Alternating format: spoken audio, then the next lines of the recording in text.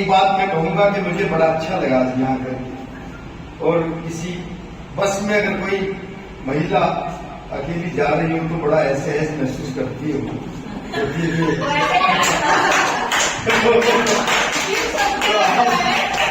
आज मुझे पता लगा कि अल्पसंख्यक क्या होता है, मैं महसूस कर रहा हूँ। और जहाँ तक प्यार प्रेम की बात है, हर विधा में मैंने सबको सुना, बड़ा अच्छा लगा।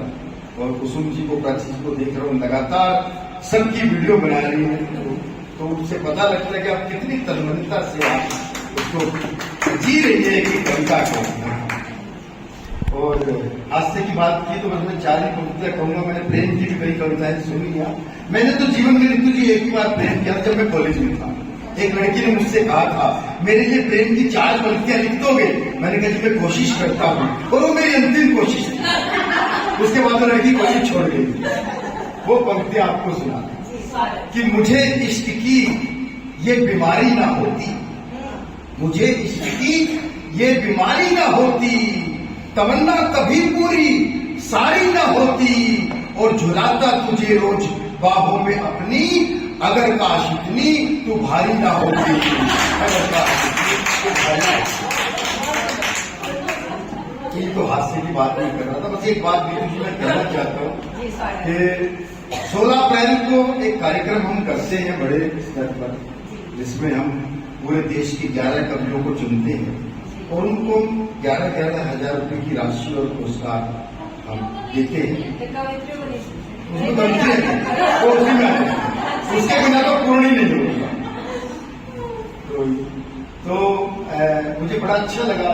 और ऋतु जी, एक जिम्मेदारी आपको देता हूँ, महिला काव्य मंच की आप वैश्विक अध्यक्ष हैं, तो पूरी महिला काव्य मंच में से जो भी आप एक कवित्री श्रेष्ठ चुनेंगी और मुझे वो नाम देंगी, इसके लिए आप और ऋतु जी मिल करके आप कवित्री चुनेंगी, और उसको हम आपके अनुरोध पर उसे भी हम पुरस्कार एक हम रिजर्व करते हैं महिला काव्य मंच के लिए।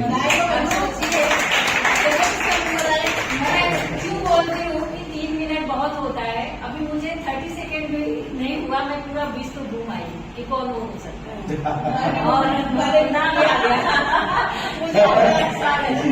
तो मतलब 3 मिनट 2 मिनट बहुत होते हैं जी। तो मैं एक कविता आपको सुनाता हूँ, और वो कविता मैंने लिखी नहीं, वो उतर गई। थोड़ा सा हास्य कर दीजिए, आपके लिए 5 मिनट के लिए। अच्छा, थोड़ी सी मोहलत रहती है कि थोड़ा आगे तो मैं तो देखो अभी देशभक्ति की मैंने अभी कविता सुनी, देशभक्ति की मंजू जी पढ़ रही थी जी, प्रतिभा जी, मंजू जी की भी कविता सुनी देशभक्ति, और कई कविताएं मैंने देशभक्ति की सुनी, बड़ा अच्छा लगा था।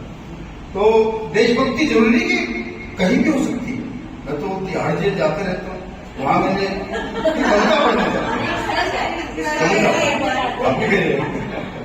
तो जेब कचरे की मैंने देशभक्ति देखी और 4 पंक्तियां लिखी कि जेब कचरे का बेटा बोला, हे ईश्वर, नहीं मांगता आपसे कोठी बंगला महल किले, ना इंग्लैंड में ना फ्रांस में ना इटली में, मुझे तो बस हर जगह भारत में ही।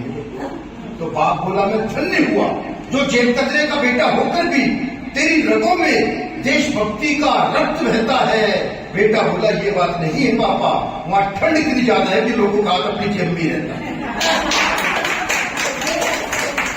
तो हाथ से तो कैसे भी निकलते, 2 ही पंक्तियों में हाथ से निकलता है। सुनिएगा, 2 पंक्तियों हाथ से बताता हूँ कि मैं अपने मकान मालिक से बोला, मैं अपने मकान मालिक से बोला, एक दिन लोग कहा करेंगे तुम्हारे मकान में एक बड़ा कवि डॉक्टर रसिक गुप्ता रहता था। गुरु, उस दिन तू पूरे मोहल्ले में छा जाएगा। बोला, शाम तक किराया नहीं दिया तो वो दिन आज ही आ जाएगा। मंजू जी कह रही थी, रसिक जी आप तो अंतर्राष्ट्रीय कवि हो, 7-8 देशों में गए हो, मुझे भी एक विदेश यात्रा करा दो। मैंने कहा, मंजू जी आज सुबह ही बांग्लादेश से फोन आया, वहां कवि सम्मेलन करवाना। मंजू जी बोली, मुझे याद नहीं रहा, वो है ना पासपोर्ट एक्सपायर हो गया, इस साल नीतू जी को भेज दो, अगले साल चले जाऊंगी। मैं समझ गया कि मामला गड़बड़ है, जो बांग्लादेश का, उसी से सब घबरा रहे हो। तो मैंने तो मंजू जी से पूछा, मंजू जी मार्केट में नया आईफोन आया है, आपने लिया? मंजू जी बोली नहीं, उतने पैसे में इलेक्ट्रिक स्कूटी लेगी, जिससे बात करनी उसके घर चली जाती हूँ, सस्ता भी पड़ता है, चाय नाश्ता भी हो जाता है। तो बहुत, लेकिन वो जो कविता सुनाने का मेरा मन है, वो कविता मैं सुनाना चाहता हूँ। मैं हर साल 10 दिन के लिए ध्यान में जाता हूँ। उस वक्त मेरा मोबाइल सब बंद हो जाता है, 10 दिन पूर्ण मौन होता है। उस मौन के दौरान ये कविता होती है, तो मैं समझता हूँ कविता ये लिखी नहीं है, उतर गई कविता। इस तरह मैं हर साल जाता हूँ और हर साल मुझे एक नई कविता वहां से मिलती है। ध्यान के दौरान विपश्यना करने जाता हूँ। भारत में 150 सेंटर है, भारत में 150 सेंटर आप कहीं भी जा सकते हैं। जयपुर में भी जाता हूँ मैं, और हस्तिनापुर गया, रोहतक गया, सोना गया, बहुत सारे सेंटर विपश्यना। तो वो कविता आपको समर्पित करता हूँ कि नदी और पहाड़ दोनों का जन्म हिमालय से हुआ। तो नदी चल पड़ती है अपने प्रीतम से मिलने, और पहाड़ वही रह जाते हैं। तो मैंने दोनों को भाई बहन की संज्ञा दी। यहां से कविता शुरू कि एक पहाड़ ने नीचे बहती नदी से कहा, एक पहाड़ ने नीचे बहती नदी से कहा, देख तो बहना जरा अपने इस भाई को, मैं ऊंचाई में तुझसे कितना बड़ा हूं, तुम्हारी तरह कभी इस नगर कभी उस नगर नहीं भटकता, सदियों से अपने स्थान पर अड़ी खड़ा हूं। लोग आते हैं ना गर्मी बढ़ने पर मेरी शरण लेने बड़ी बड़ी कारों में, तुम्हारी तरह बंद कर नहीं रहता सिर्फ 2 किनारों। अब नदी का जवाब सुनेगा और तालियां जितनी बजाएगा तो अपने लिए बजाएगा। नदी बोली, ऐ मेरे इंकारी भैया, तू तो भीतर से कुछ और बाहर से कुछ, और भले ही तेरा दूर दूर तक विस्तार है, पर ऊपर से तो ठंडा दिखता है। सब जानते हैं तेरे अंदर धधकता कितना बड़ा ज्वालामुखी का भंडार है, तेरे अंदर धधकता कितना बड़ा ज्वालामुखी का भंडार है। अरे मैं तो भारतीय संस्कृति की आस्थाओं का मंदिर हूँ, क्योंकि जैसा बाहर से दिखती हूँ वैसी ही अंदर हूँ, जैसा बाहर से दिखती हूँ वैसी ही अंदर हूँ। होगा तू ऊंचा और बात करता है बेशक घटाओं से, लेकिन जब कृपा होती है ना मुझ पर किसी शंकर की, तब अवतरित होती हूँ उनकी जगह। और भूल गया वो दिन जब लक्ष्मण मूर्छा पर भगवान राम की आज्ञा पाकर हनुमान जी के दोनों हाथ जुड़ गए थे। अरे गए तो बूटी लेने थे, पर तुम्हें समूचा एक हाथ में उठाकर आकाश में उड़ गए। अरे मैं तो अपनी सिंचाई से किसी मरुभूमि को भी लहराता खेत कर देती हूँ। और आ जाए ना कोई राह में बड़े से बड़ा अहंकारी पत्थर, उसे भी घिस-घिसकर उपयोगी रेत कर देती हूँ, उसे भी घिस-घिसकर उपयोगी रेत कर देती हूँ। मैं मानती हूँ कि पानी के विकल्प के रूप में तालाब है, हैंडपंप है, कुआं है, पर दुनिया की हर बड़ी सभ्यता का जन्म मेरे ही किनारे पर हुआ है। और दुनिया की हर बड़ी सभ्यता का जन्म मेरे ही किनारे पर हुआ है।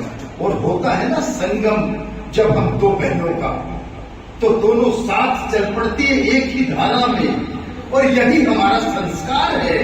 और देख तो जरा खुद से सटे किसी पर्वत को, तुम दोनों भाइयों के बीच में कितनी गहरी दरार है, कितनी गहरी दरार है। और सुन, एक साधारण सा पर्वतारोही भी तेरे बड़े होने की घमंड को उखाड़ देता है जब वो तेरी ही छाती पर पैर रखता हुआ तेरी शीर्ष चोटी पर भारत मां का तिरंगा गाड़ देता है। भारत मां का तिरंगा गाड़ देता है। प्राचीन समय से ही मल्लाहों द्वारा पथिकों को दरिया पार करा आय का अर्जन होता है। और पंचतत्व में विलीन हो जाता है जब कोई शरीर, तो मुझमें ही उसकी अस्थियों का विसर्जन होता है। तो मुझमें ही उसकी अस्थियों का विसर्जन होता है। और उठती हूं ना जब ऊपर, तो बाढ़ में भागकर लाई गाद से खेतों में सोना भरती हूँ। और गिरती हूं ना नीचे जब किसी बांध से, तो बिजली बनकर लाखों घरों को रोशन करती हूँ। तो बिजली बनकर लाखों घरों को रोशन करती हूँ। और इस प्रकार अपना फर्ज पूरा करते करते अंत में सोचकर कि मेरा धरती पे आना सार्थक हुआ, मारे खुशी के खिल जाती हूँ। और सागर अपने खारे पानी की वजह से कहीं प्यासा ना हो, शेष पानी लेकर उसी में मिल जाती है, उसी में मिल जाती है। और चाहती हूँ कि हजारों लाखों जन्म लेकर सागर के पानी को इतना मीठा, इतना मीठा कर दूं कि जब कभी दोबारा समुद्र मंथन हो तो उसमें से सिर्फ अमृत ही अमृत निकले, सिर्फ अमृत ही अमृत निकले। जो पिए अमर हो जाए, मरना ना पड़े, और मेरे धारक शंकर को फिर कभी विषपान करना ना पड़े, और मेरे धारक शंकर को फिर कभी विषपान करना ना पड़े।